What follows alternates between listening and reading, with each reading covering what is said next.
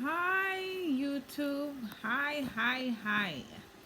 I will have to say, I don't know. Landscape.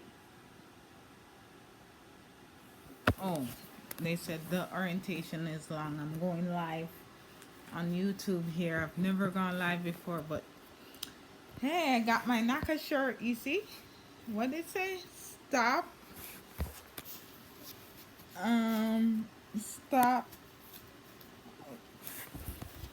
Stop loan sharks. You know the shirt that everybody wear? Yes. Stop loan sharks. I got that. So hey, thank you, one viewer. Somebody's viewing me right now. So I know I came on here and I made a video on how to be Naca ready fast, right? And I only had looked at the Naca book and say the video. Hey, all those who are watching, they already know what they need to go into Naca. So I'm just here to help you with what you need to speed up this process, because this process takes a while, and with this process is frustrating, and sometimes you just need somebody to talk to, somebody to scream to, somebody to yell to, somebody to hear your frustrations. And I just want a support group around this NACA process, to help anybody that will have some issues. Now, as I said earlier in one of my videos, if your financial house is in order, you will be approved in 6 months. That's a fact. Probably less. So if your financial house is in order, you will be approved in 6 months. In 6 months. So, hey, one of my viewers that said, hey, hi, how are you? It's not like Facebook where you could interact. But anyway, I am going on here with an action plan. Um, the same action plan that I have, I'm gonna share with you guys. So my action plan covers everything. I believe I'm ready. It's just that my counselor is a little bit, she don't think I'm ready, but I know I'm ready. So, hey, first of all, explanations for first of all, here's the first thing you do. There's 4 months in there's 12 months in a year, right? So it's divided by 4. So that's 3 quarters. And there's 3 credit bureaus. So what you need to do, you need to go on annualfreecreditreport.com and request one consumer credit file every 4 months. So you look at it. The things you need to look for is your name spelt wrong, even if it's one letter.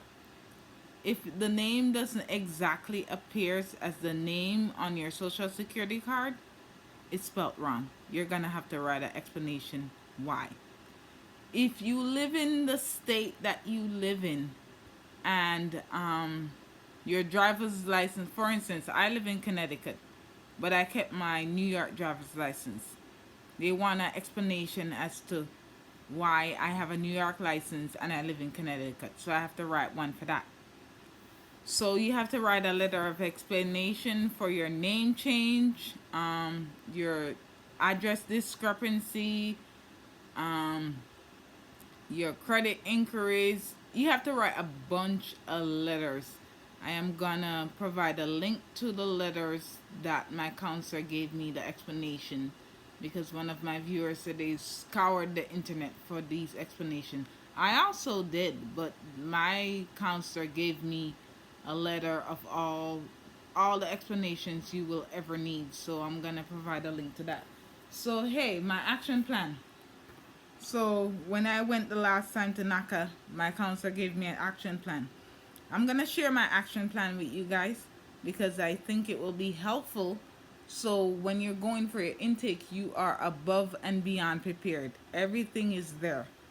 So I have 3 charge off accounts.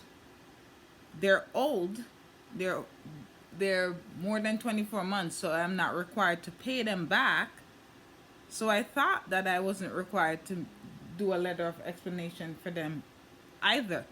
But she said, yes, I have to do a letter of explanation. So I have to provide a letter of explanation for all these three charge off accounts. So if you look on your credit report and you see charge off accounts, no matter how old they are, you need to write a letter of explanation for your charge off accounts.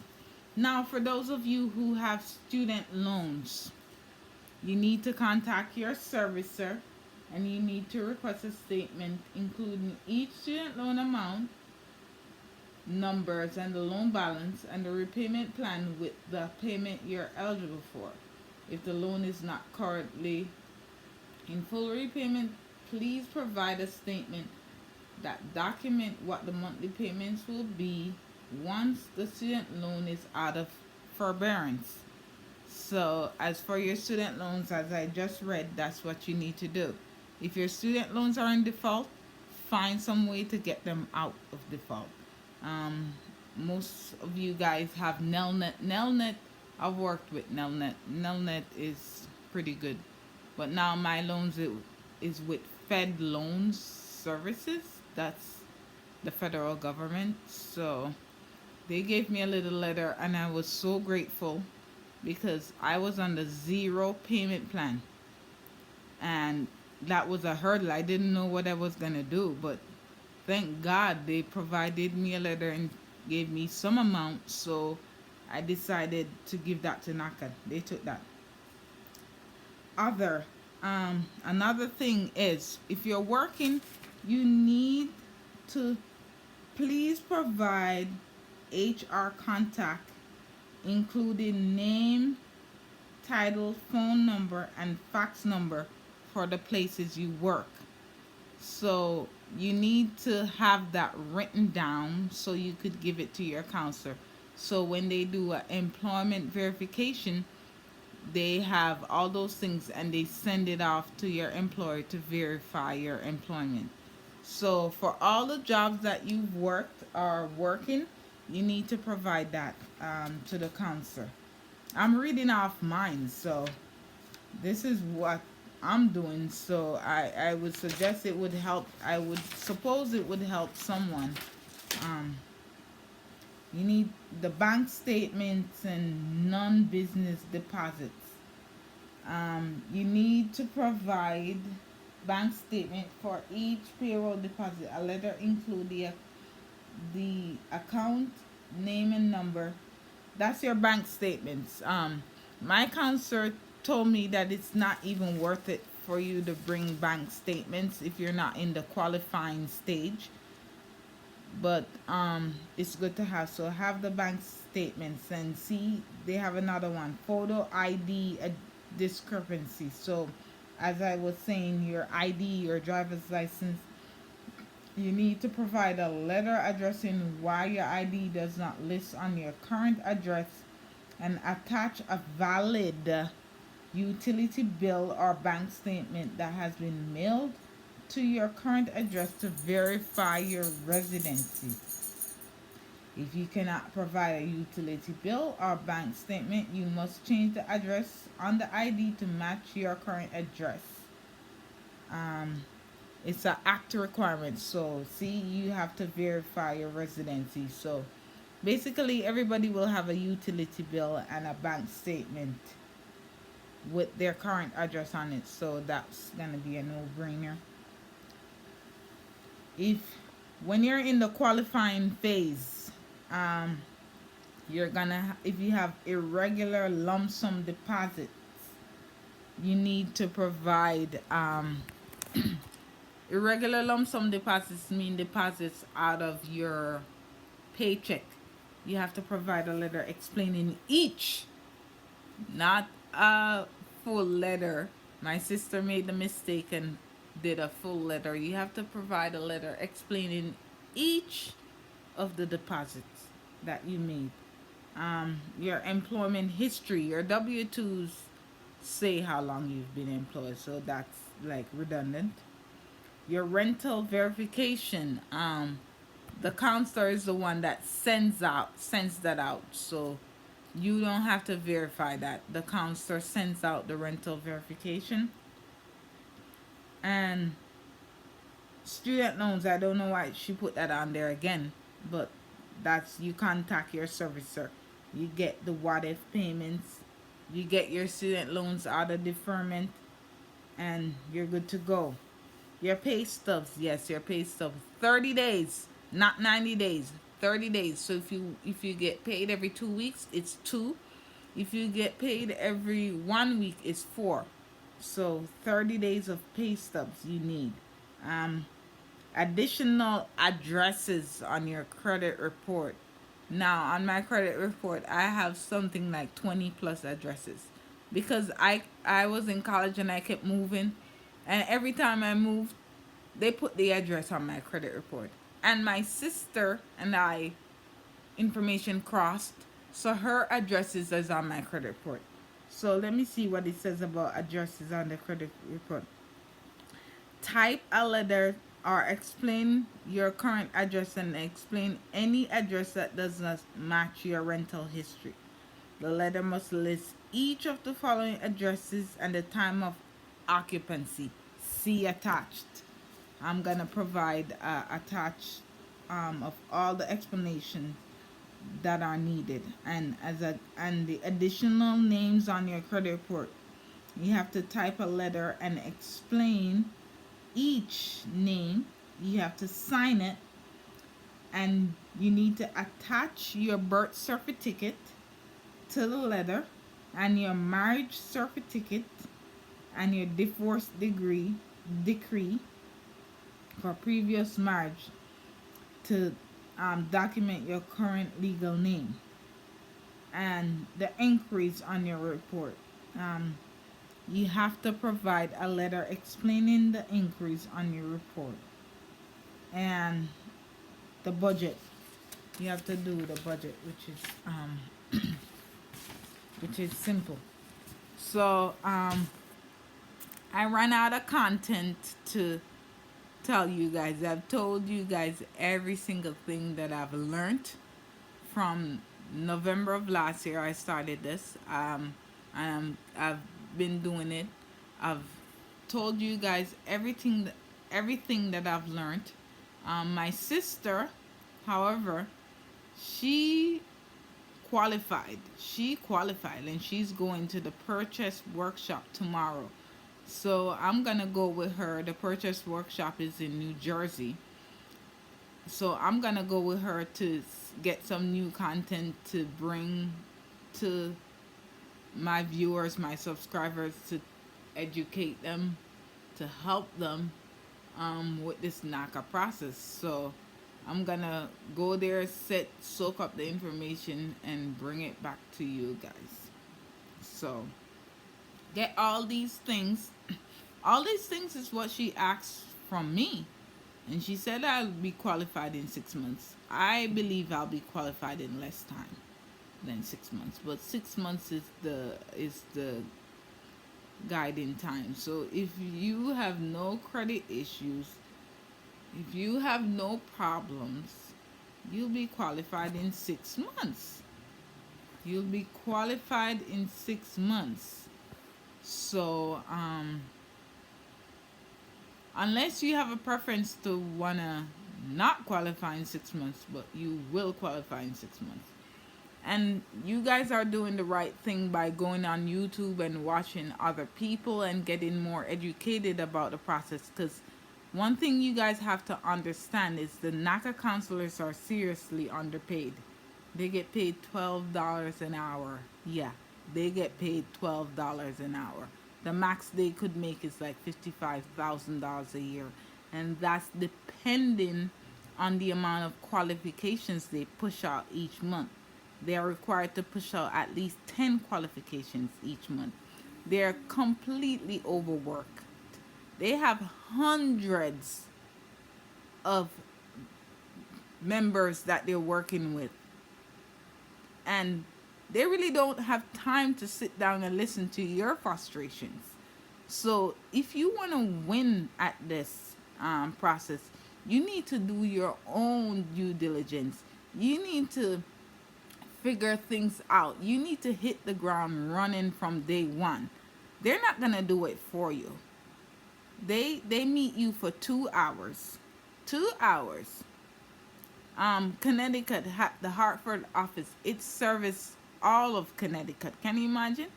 All of Connecticut, all the home buyers in Connecticut has to go to one office with less than 10 counselors. So yes, they're extremely overworked, and the counselors love when you come in and you're prepared and you're on top of your stuff. They love it. They love it because you make their jobs easier. So here's what I have took it upon myself to learn as much as I can. I have dissected the Naca book. I printed it out. I put it into sections. I highlight it. I think I know more than the counselors that work there. So you need to know, know what you're doing. You need to get as much education as you can about this process, because this process is just awesome. It's just awesome. There's so much more content that going through the process that I will be bringing to you guys. But for right now, if you're in the intake process of the sessions, meaning you're in either step 1, 2, or 3, it doesn't make sense for me to bring you the housing search qualification, that stuff, because that's gonna confuse you, or it's just too ahead of what you guys are trying to do at this moment. So first, focus on the intake. Focus on the intake. Get all the information. Some of these NACA counselors are brand new.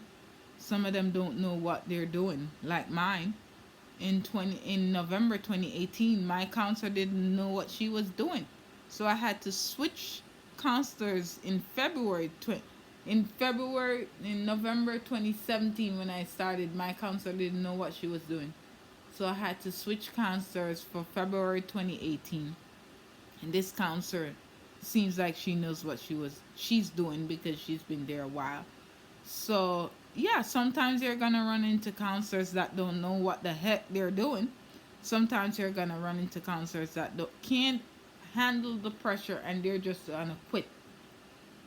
But if you go in and you know what you're doing and you know what to look for and you know what to give them, it will make your job that much easier. It will make their job that much easier. Listen, you're the one trying to get the house, okay? Not them. And you have to remember that these counselors are just paper pushers. They just push your paper along to the underwriters. The underwriters are the one that really put your completed application to the bank. So here's what: save everything. Organization is paramount in this, because if you have a unorganized counselor, they're gonna ask you for the same information a million times. Don't get frustrated. Get a Google Docs drive. If you get a Google Docs drive, everything will be there. It will be on your phone. As soon as they ask you, just email it. Hey, you're not going to get frustrated because it's already on your Google Docs drive, and you could just quickly email it to them. Everything that you get, like for instance, your tax transcripts, they take a while. They take at least 10 days to come to your house. You know from watching the videos that you need them. Don't wait until the last minute to get them and say, hey, they're slowing up my process. It's on you. Take charge of this process. Take charge of it. It's your process. You're the one that wants the house. Request them tax transcripts. Request them. Request 17, request 16, and 15. Request them. By this time, everybody filed their taxes already. So the IRS should have 17 transcripts. Request them. They're going to need them. So you're going to need to request them. And when you request them, you could request as many as you want. remember, don't give the counselors the originals of your documents. Always give them a copy. And when your documents, scan them into Google Drive so you have an electronic copy. With your transcripts, they come back and forth.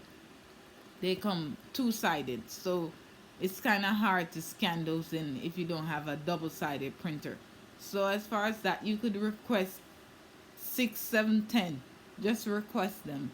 Have them put down so you have them. That's the thing that will hold you back, is to have the your transcripts if you don't request them. Time is of the essence in this NACA process. And the faster you go through, the better. You just, and I know it's frustrating because when I call them, they don't respond to my call. When I email them, they don't respond to my email. My NACA office is an hour and a half away from me, one way. So that's like 3 hours round trip. So I can't just pop in. Thank God for the people who they're out. Their NACA office is like 30 minutes away. They could just pop in. I can't pop in. So yeah, the process is a little bit frustrating when it comes to that. Like, have some professionalism. Like, call people back. But you do have to understand that these counselors are extremely overworked. They have to do 10 to 12-hour shifts. They get paid $12 an hour, like $12 an hour. Like, seriously. I tried to go work, and I tried to go work for them, and when I saw the money, I was like, hell no, I ain't working for $12 an hour. But listen, someone has to do it, and they're helping Americans, and they're helping us. So don't rely on your NACA counselors to know everything, to help you with everything. They are overworked and they are stressed. That's why you go on YouTube and you start support groups and you start forums and you listen and you find people who you could voice your frustrations to make this process faster. Now, the only thing that will kill the process to make the process frustrating is you. I have given you, and I have given, and other YouTubers have given you what you need to succeed. You just need to present the information they ask for to them. You have to remember that NACA is a character based lending program, meaning they do not use your credit. So if they're not going to use your credit, you're going to need to provide them the information they need. Because even if you went to a regular bank, you still would have to provide the information. And they're running your credit and charging you a whole bunch of fees. So NACA is not using your credit. It's a character based lending. So you have to prove to them that you are in this for the long haul. So you have to give them the information they need. And your rent is the foundation of this program. So if your rent is late, wait 12 months because they're just not going to do it. It's the foundation of the program. Your rent has to be on time for the past 12 months. If it's not on time, you could still do it, but you just have to wait until 12 months for your rent to be on time. Naca love, Naca love, Naca love. I'm just sending Naca dust, Naca magic dust to everybody. Naca is just there to help you. All of y'all. All y'all will be in a house by the end of the year. If you're on top of it, if you're organized, if everything is okay, you'll be in a house by the end of the year. That's just a fact. So just do your NACA stuff. I am going to bring to you guys some calculators and how to figure out your purchase price and all those stuff, so you could play with the numbers, so when you buy down your points you could see. But I'm still trying to figure out how to do it. I need a screen share thing to screen share on my computer. You know, the screen share that you could record at the same time. But I haven't figured that out. But anyway, Naca, Naca, Naca. All the way. Just, I scoured the internet. I have not found a video detailing all that is needed as I detailed it. So I believe my video has been the only video to detail exactly what is needed. What is needed exactly and how to go about it. So if you just look at my videos and see how, you'll be one step ahead. You'll be ahead. So probably you just need to go to your counseling session 4 or 5 times and you're approved. And they send you over to the underwriter. But hey, just do the diligence. Stick with the program. It's like no other, and you will win. Have a wonderful day. Bye.